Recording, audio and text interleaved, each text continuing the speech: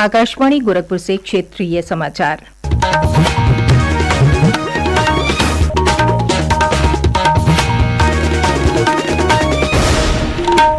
नमस्कार, समाचारों के साथ मैं सुकीर्ति अस्थाना।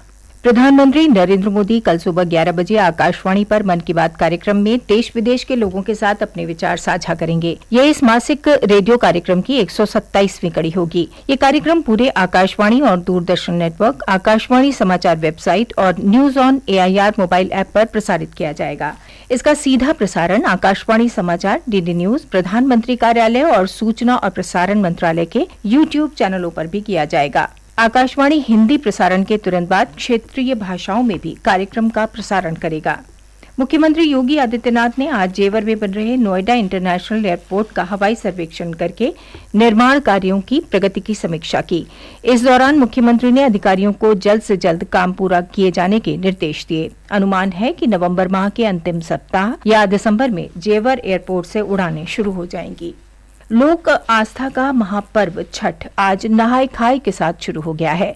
4 दिन तक चलने वाला ये पर्व सूर्य देव को समर्पित है। एक रिपोर्ट। प्रकृति की पूजा और स्वच्छता का प्रतीक छठ महापर्व समूचे देश और विश्व में धार्मिक उत्साह के साथ मनाया जाता है। आज इस महापर्व की नहाय खाए के साथ शुरुआत हो गई है। कल पर्व के दूसरे दिन खरना होगा।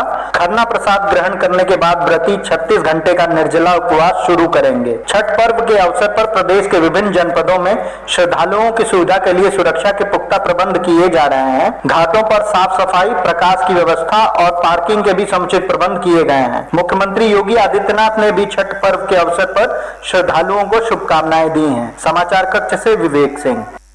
रेलवे ने छठ पूजा के दौरान यात्रियों की अतिरिक्त संख्या के बीच देश भर में सुगम और सुरक्षित यात्रा के व्यापक प्रबंध किए हैं। एक रिपोर्ट। त्योहारों के बाद अपने कार्यस्थलों पर लौटने वाले यात्रियों की सुविधा के लिए लगभग 6181 विशेष रेलगाड़ियां चलाई जाएंगी। रेल मंत्रालय ने कहा है कि अगले 3 दिन में 900 से अधिक विशेष रेलगाड़ियां संचालित होंगी। रेलवे ने बताया है कि यात्रियों की भीड़ को नियंत्रित करने के लिए बिहार और उत्तर प्रदेश के 30 प्रमुख स्टेशनों पर अतिरिक्त कोच तैनात किए गए हैं। स्वचालित टिकट वेंडिंग मशीनों, यात्री आरक्षण प्रणाली काउंटरों और मोबाइल अनारक्षित टिकटिंग सुविधाओं के माध्यम से यात्रा को और अधिक सुविधाजनक बनाया गया है। समाचार कक्ष से निखिल कुमार। उधर लखनऊ मंडल के रेल प्रबंधक सुनील शर्मा ने बताया कि छठ पूजा को लेकर उत्तर प्रदेश और बिहार के सीमांत इलाकों पर उत्तर रेलवे की खास नजर है। विशेषकर बनारस और लखनऊ पर ज्यादा फोकस किया गया है। उत्तर रेलवे की जो सामान्य रेलगाड़ियां संचालित हो रही हैं, उनके अलावा 3 स्पेशल रेलगाड़ी भी चलाई जा रही हैं। सरकार ने केंद्र सरकार के कर्मचारियों को अब राष्ट्रीय पेंशन प्रणाली NPS और एकीकृत पेंशन योजना UPS के अंतर्गत लाइफ साइकिल LC75 और बैलेंस्ड लाइफ साइकिल BLC जैसे निवेश विकल्पों के विस्तार को मंजूरी दे दी है। ये कदम उन कर्मचारियों की लंबे समय से चली आ रही मांग के अनुरूप है जो चाहते थे कि उन्हें भी निजी क्षेत्र की तरह निवेश के अधिक लचीले विकल्प मिले।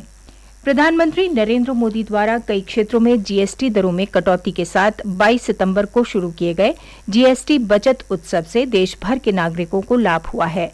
हमारे संवाददाता ने बताया है कि अगली पीढ़ी के GST सुधारों से देश की अर्थव्यवस्था को बढ़ावा मिल रहा है। इन GST सुधारों से अर्थव्यवस्था में उल्लेखनीय बढ़ोतरी हुई है। ऑटोमोबाइल, कपड़ा, उर्वरक, इस्पात, डेयरी और नवीकरणीय ऊर्जा सहित विभिन्न क्षेत्रों में GST की दरों को कम कर दिया गया है। ऑटोमोबाइल और उनके कलपुर्जों पर GST 28% से घटाकर अब 18% कर दिया गया है। GST कम होने से वाहनों की कीमत कम हो गई है। इससे वाहनों की बिक्री में वृद्धि हुई है और निर्यात भी बढ़ा है। इसके साथ ही कृषि मशीनरी और उर्वरकों पर भी GST घटाकर 5% कर दिया गया है। इससे कृषि लागत में कमी आई है। भानु की रिपोर्ट के साथ समाचार कक्ष से मैं मुकेश कुमार बल।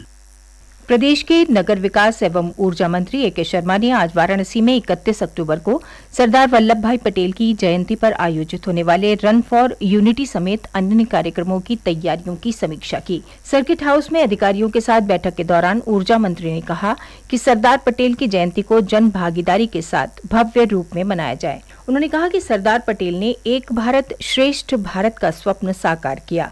उनकी जयंती पर ऐसे आयोजन हों जो देश की एकता और अखंडता के संकल्प को सशक्त करें। समाचार समाप्त हुए। नमस्कार।